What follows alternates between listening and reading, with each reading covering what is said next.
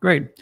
Welcome to the live stream, everybody. We've got a lot to talk about, so let's just jump right in. First of all, what I want to talk about, which I think is pretty important, is there's a coordinated attack, and it's hitting off of first it was BlockFi, and then Celsius was in the mix, and now it comes down to Voyager. So I want to talk to you about the cease and desist letters and exactly what's going to happen with crypto and digital assets as far as yield interest. And I think it's a travesty. And I'll just explain as we go through it. Also want to talk about Axie Infinity founder vows to reimburse players for the hack, but there's a bigger question at large, and it really comes back down to the nanny state that we're in. And lastly, I just want to talk to you about, there was a great video by Simon Dixon, and it was about 20 minutes or so, but in 60 seconds, he's going to give you a masterclass in Bitcoin and how it all relates to everything else. Then finally, we'll do a quick 5 questions in 5 minutes, a quick Q&A. Just as a reminder, we're doing one of the last PR meetups for digital asset news. I'll be actually going back to Texas for a couple months, so it'll be the last one for quite some time. It'll be at San Juan Smokehouse, so I'll talk to you about that at the very end. But first, let's do a quick market recap. First of all, if you're here for the live stream, awesome. If you're here for the replay, great. Just know there's timestamps below so you can skip around, but just easier just go all the way through it. I don't know why people skip around so much. And then lastly, Q&A at the end. News takes about 15 minutes. Let's jump in. So first of all, let's talk about the market. Honestly, I don't really care so much. The market today is just today. And it's hard to take a look at these things, and especially what's going on in the market itself, and going, does this really matter right now? No, it probably matters for you if you're a trader or if you've got some leverage positions, probably so. But right now, it's not a big deal. I mean, we're pretty much trading sideways. It's 1.3%. Bitcoin's down a little bit. Ethereum, everything's down a little bit or up a little bit. There's no big winners today. It is what it is. Let's move on. I want to talk about this. So let's get into it. So I woke up today. It's always a great day. It's a great day in Puerto Rico. It's always the same weather. It's 80 degrees. There's no capital gains tax. If you have an option to move down here, I highly recommend it. And I woke up and I'm looking at my Twitter feed, as I sometimes do, as I'm walking Chloe and Chewy, and this comes up. And I'm like, what the heck? So state regulators crack down on Voyager Digital's crypto interest offering. And to me, let me know what you think about in the comment section. Sometimes I think that it's a nanny state, and there's a bunch of babysitters out there. And I feel like we don't need babysitters because we're adults. However, on the flip side, there's another side to that same coin. I'll get to that when we talk about Axie Infinity. But here is the actual cease and desist letter, and this is just from Jersey. It's multiple states. So here you can find this in the description. I linked it below. New Jersey Bureau of Security orders crypto company Voyager Digital, to stop offering and selling interest-bearing accounts. Man, we just can't have things nice. They just take it away from us. So, Acting Attorney General Matthew Platkin today announced that the New Jersey Bureau of Securities has issued a summary cease and desist order to stop a Jersey City-based financial services company from selling unregistered securities in the form of interest-earning crypto accounts that have raised at least $5 billion nationwide. Today's action, this is from Platkin, says loud and clear that the crypto securities market is not the Wild West, and investor protection laws absolutely apply. Through efforts like this one, we continue to hold accountable all those who threaten the integrity of our financial industry and place investors at risk. Sometimes when I'm reading this stuff, I just want to put this on because I'm like, are you kidding me? I mean, I shouldn't get so emotional. It's an unemotional thing, right? But man, I got to tell you, when I read this stuff, I'm like, man, that's kind of clownish. But in all honesty, there could be something to it. So continuing on, today's action. Read that part. Lastly, I just want to go over like a little timeline. In July 2021, there was a cease and desist order against BlockFi. Of course, you know they got pinched for like I think it's like $100 million or something like that. It was no small feat.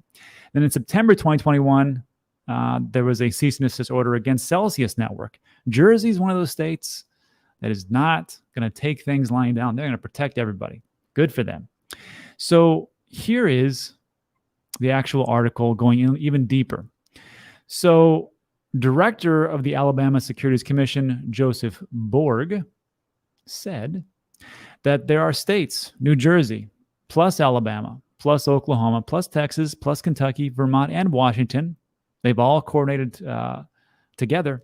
They believe Voyager Digital's earn program accounts may be unregistered securities. And he says, Borg says, the thrust is to say, okay, guys, it's time to come to the table. Here's the thing. I've interviewed Steve numerous times on this exact same issue. And he's like, we're working with the regulators. They try to give us what they want. We're trying to guess essentially what it is, because guess what? The SEC doesn't even know what they want. And that's the whole point of the SEC, to get going and for Gensler to come in and actually give regulation. But they can't do it because they can't define things. And even in the U.S. Senate hearing, when they had Gensler come before them, and there was Toomey asked them, why is it that you can't put it out in public what essentially that these exchanges should be doing as far as securities and regulations, and you have to do it behind closed doors and then tell them, okay, well, this is what it is and this is what it is. Why can't these be done in public? And Gensler's like, well, we made it very clear in public. And he's like, look, it's as clear as mud. And he talks about him being a layman, and nothing has changed since then. So again, it's the exchanges kind of sitting back and going, well, okay, so what do you want us to do? There's light at the end of the tunnel, though. Let's keep going. So the thrust. That's funny. The thrust say, okay, guys, there are some minor differences in the order, but the principles are the same. He expressed surprise that Voyager Digital and others hadn't gotten the message of compliance that BlockFi's precedent set. So Voyager comes out and says, okay, gotcha. Hear you loud and clear. The investment firm said in a statement on Wednesday that it is aware of or has received cease and desist orders from the state security divisions of Indiana, Kentucky, New Jersey, and Oklahoma, and orders to show cause or similar orders from the state securities divisions of Alabama, Texas, Vermont, and Washington.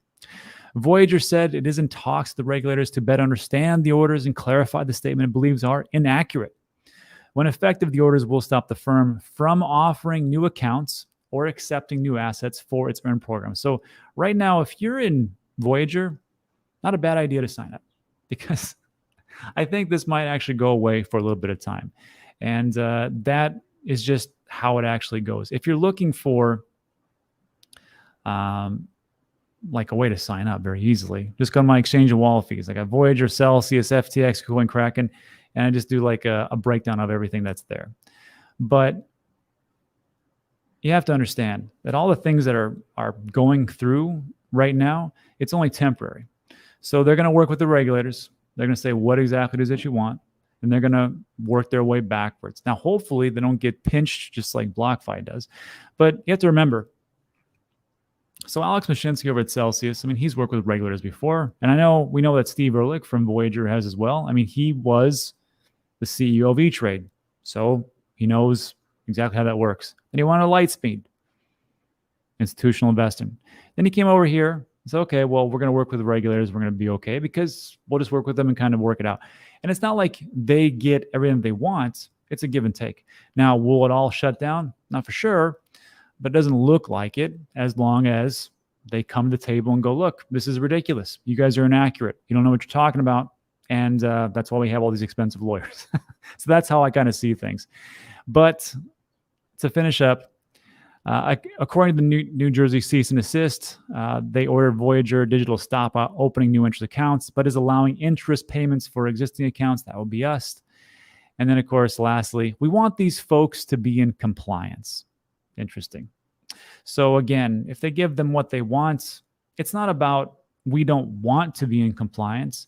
It's not about that we're trying to evade everything. The problem is that they don't give us a clear set. And I actually reached out to Steve and go, hey, man, do you want to come on the show and talk about it? He's like, well, I would, but legal probably wouldn't want me to do that. So we'll let them sort it out. Great. So we'll see how it all works out. But again, on this channel, I have talked about regulation. And I've said that I think that we need regulation. And I've also said that, is there a good chance that the governments will screw up on this? Absolutely. But it doesn't matter, because really what it comes down to is this. Tell us the rules. Tell us what exactly it is that you want, so we can work around the rules and bend them to our shape. Now, I know it probably didn't say that correctly, but in all honesty, it's the same thing as like how corporations, they pay way less taxes than you or I. Why? Because they know the rules. They know how to get around the rules. They know how to work with the rules and the regulators to make things work. That's just my 2 cents. Let me know what you think about that in the comment section, which does lead me to my next point. Hacks and other issues. So it was an article that had come out this morning. And of course, it's the story from yesterday. Everybody's been talking about this. There was a attack, bridge, and unfortunately, a lot of people lost a lot of money. I think we're over 600 million. I think it was the biggest hack in existence so far. And Axie Infinity owner fully committed to reimbursing players after attack. Well, that's good, but it shouldn't have happened, in my opinion. And here's the problem. The game generated 1.3 billion in the 12 months through February. So the game did great. Axie Infinity did a great amount. The problem here is that now that they did all that work, so essentially 600 million was hacked, they just lost 50% of their revenue because of this stupid hack that I think could have been avoided. So here's what's going on.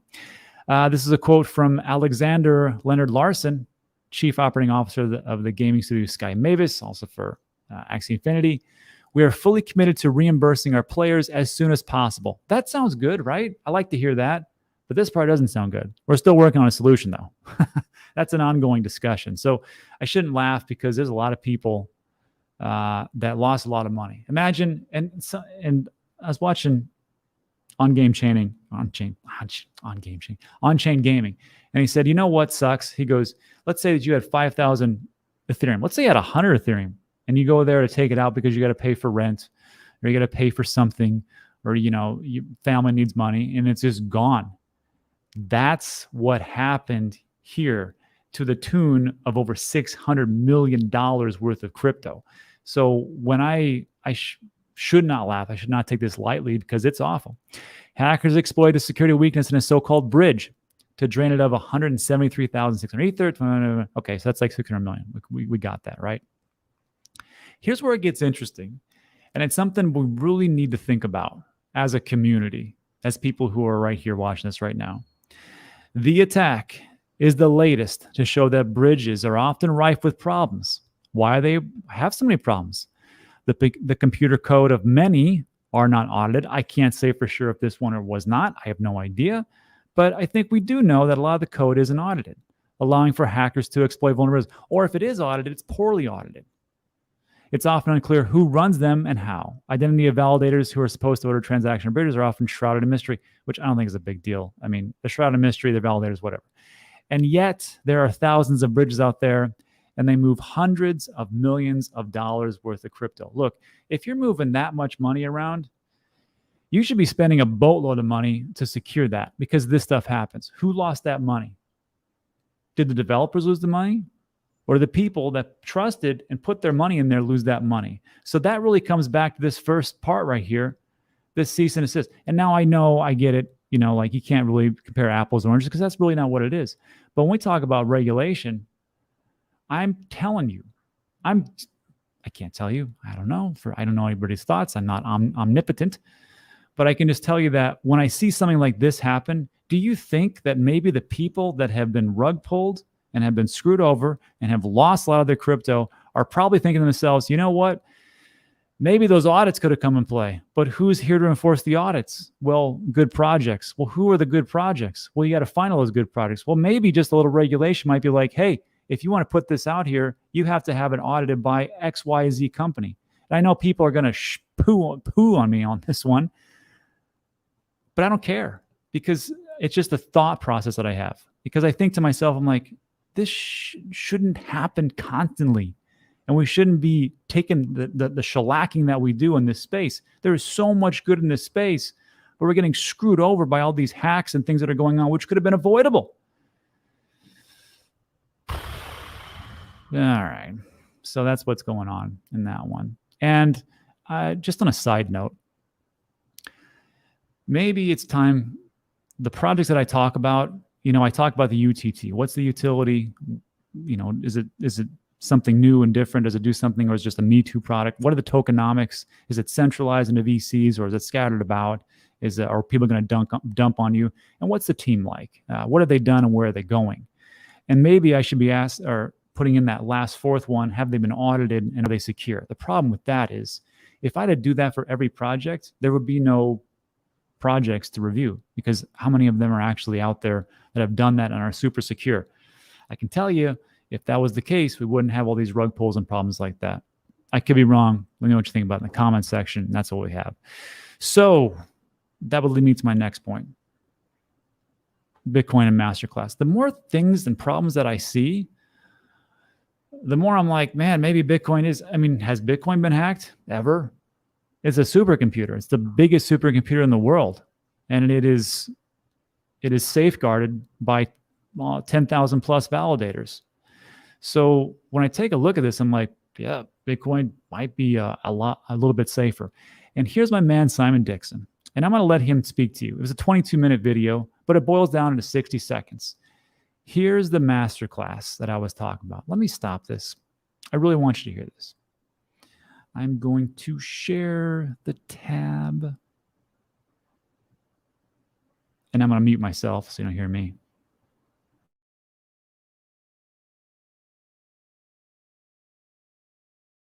If you want to try and do all that crazy stuff that everyone tries to do, then try and get on top of all these different trends and predict them short term, and try and buy Bitcoin at the right moment, sell stocks at the right moment, get the tax efficiency right.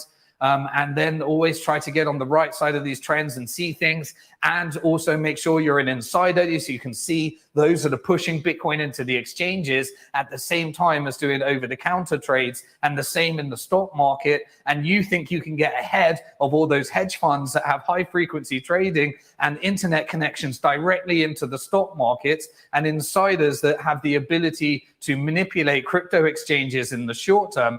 If you want to get on the right, if you want to try and beat all those people, then feel free to continue trading. If, however, you just want to calm down, get on with your life, do what you need to do, and if you do that as a hobby, fine, take a percentage of it and do that as a hobby. But in the investing side, you got to look at the long-term trends, and what I like is asymmetric bets. And an asymmetric bet is an above normal return with a lower amount of risk. And that's why Bitcoin benefiting from quantitative easing, quantitative tightening, increases in interest rates, decreases in interest rates, inflation, bank failures, is, in my perspective, a responsible thing for people to hold a percentage of their wealth in, because of those long-term trends. And don't let the short term and medium, make you do things that I've seen over the last 13 years in the highest performing asset class in history. People end up with less Bitcoin than when they started. Yeah. So first of all, I should have actually prefaced it with this: who is Simon? Who is Simon Dixon? First of all, that'd be pretty important. So Simon, let me share this. Simon there is one of the original OGs for Bitcoin, got in around 2010. And he actually was going to open up his own bank. He was also part of traditional finance. And also in the video itself, he talks about how he's like, look, he goes, talking about Wall Street and trading, things like that. He goes, we would get orders from Goldman Sachs. They say, hey, we want to work this position. And they would just do OTC stuff. And he goes, so I know how things get manipulated. I know how things work around. Also, he goes, I've been a part of traditional finance. He goes, I also own a position in Robinhood. I know the inner workings of that. I also know he was one of the early investors in Coinbase and Kraken and things like that. He goes, Ari, I know what's going on there too. He goes, so if you look at all the whole grand scheme of things and the craziness that is out there, he goes, and it's just a very simple thing. He's like, just make it simple on yourself. You can do whatever you want to. I'm not giving you financial advice, but some days when I look at this, I'm like, that does make a hell of a lot of sense.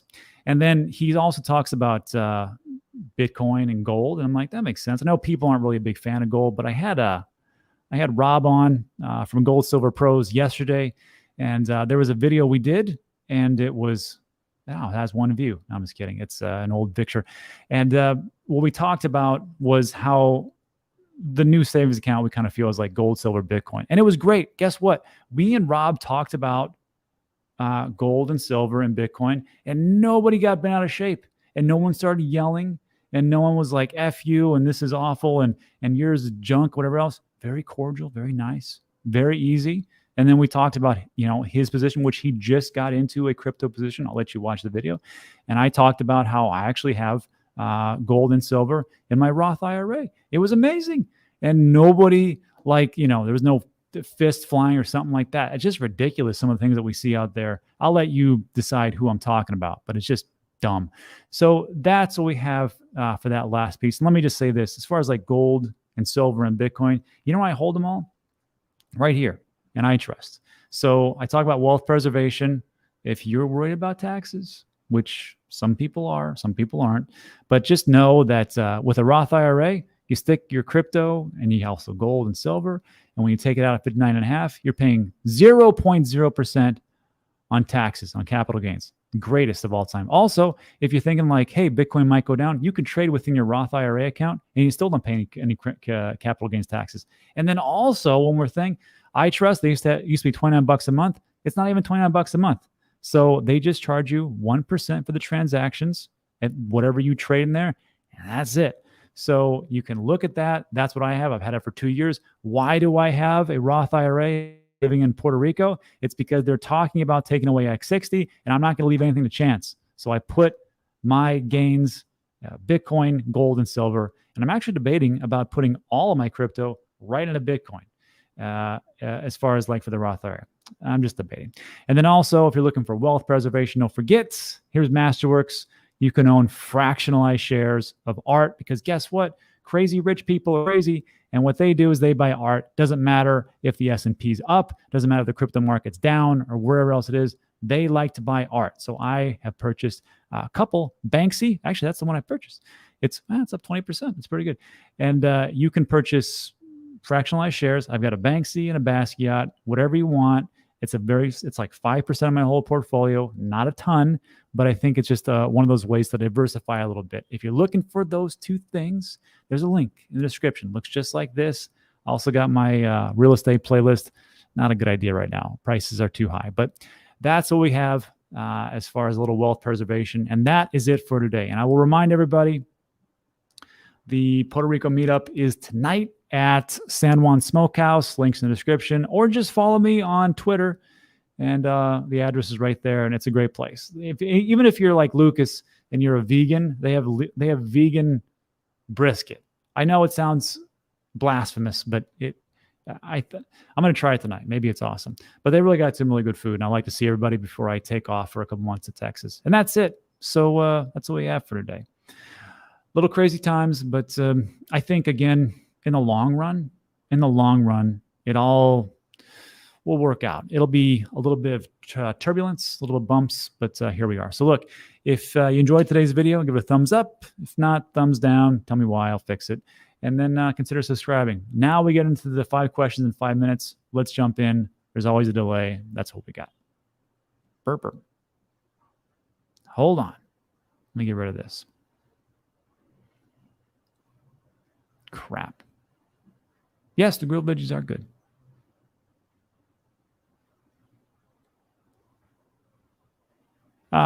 Question number 1. This is a great question from my favorite comedian of all time, George Carlin.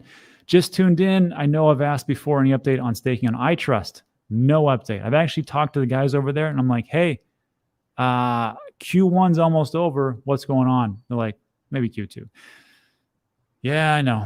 I want to be able to stake my crypto in my iTrust account because then I can be like a double whammy, but not so much. Maybe Q2. I got no answers for you. Sorry.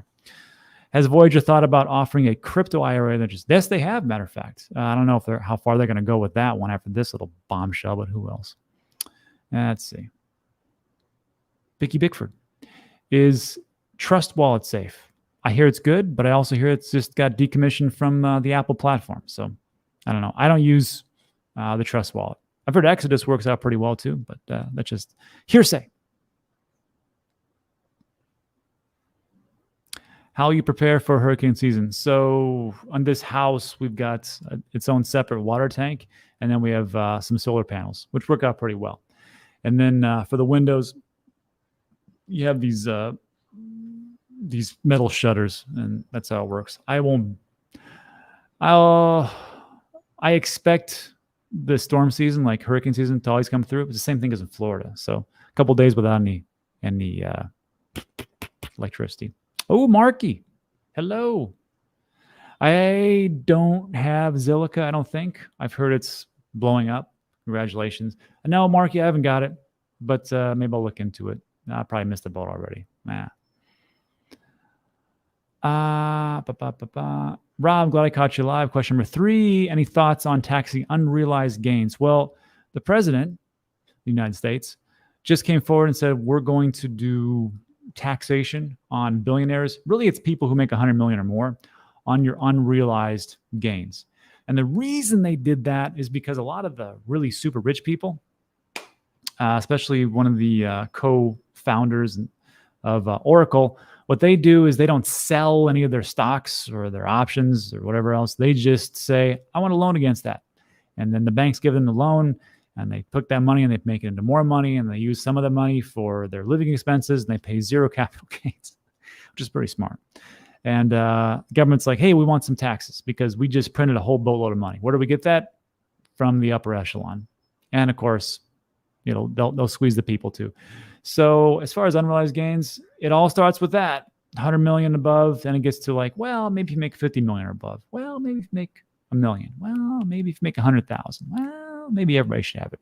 So I don't know how far it's going to go. I'm not a person who delves into those, to goes down those holes too much. So hope for the best, prepare for the worst. That's the best advice I can give you. All right, what else we got?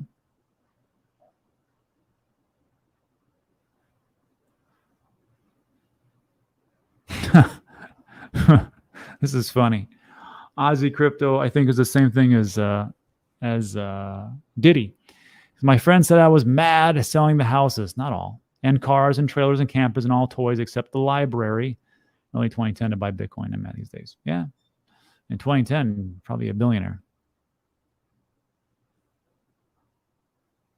Oh no, I rock the V-Nex all the time.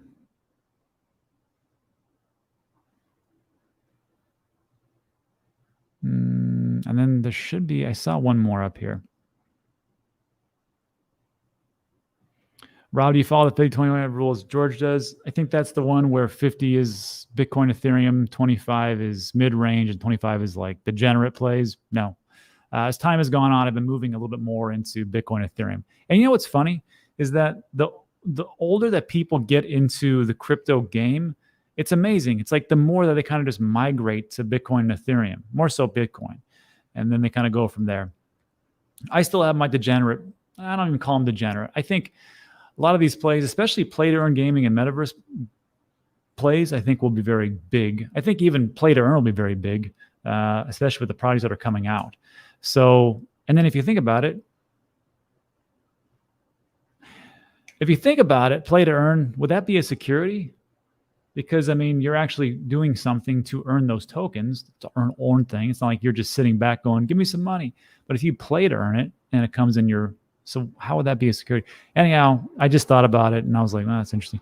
So no, I don't follow that rule. And that's it. And it's because like as time has gone on, I just kind of go that way. Is that a bad rule to follow? I'm not saying it is. I'm just saying I don't.